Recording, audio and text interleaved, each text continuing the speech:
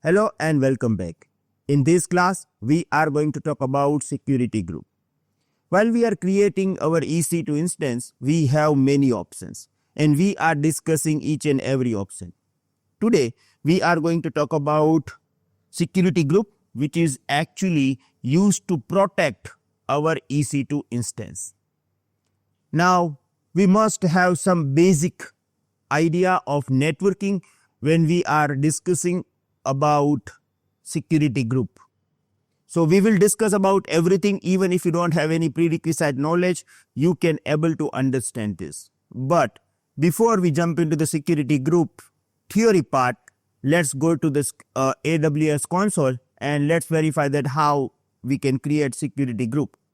Now here I am actually launching new instance. When you launch new instance, right, we have many options and we are already discussing this. But when you scroll down, here we have one option.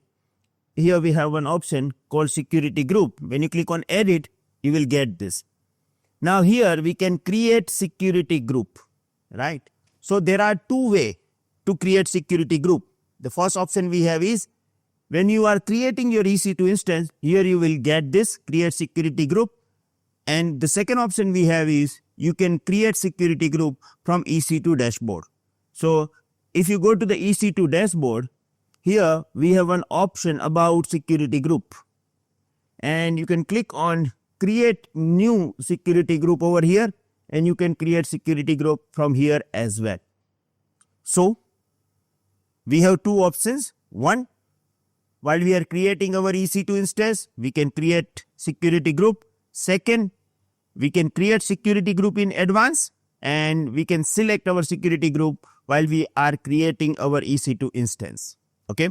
But the question over here is what is security group and what is use case? Now I am going to explain you about this particular topic using my whiteboard. First of all, let's understand the concept first. Then we will implement security group using practical as well. So if you look at over here, and as you know that we are creating servers, right? We are creating servers as a EC2 instance. EC2 instance is one kind of virtual machine and we are using it as a server. Now, there are many kind of servers, right? For example, we have web servers, we have email servers, we have file server, database server, DNS server. Now, for enterprise, they have dedicated servers for each and every services. Suppose if you have your web page is going to open from the web server. If you have emails, right? Email server will serve this particular service. Data will be shared using file server. So each and every server, we have this for a specific kind of service. Now, one server can able to provide multiple services as well, but in normal circumstances, for an enterprise, they have dedicated server for each and every services. Now, the question is, how you can find out this particular services? Because when we are talking about traffic in the internet, there are mainly three kind of traffic. Okay. The first, we call it TCP traffic. Second, we call it UDP traffic. And the third, we call it ICMP traffic. Okay.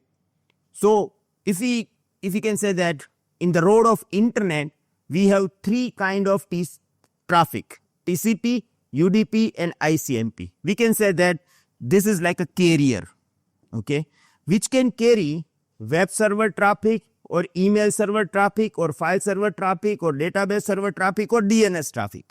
So TCP, UDP and ICMP, basically we call it carrier.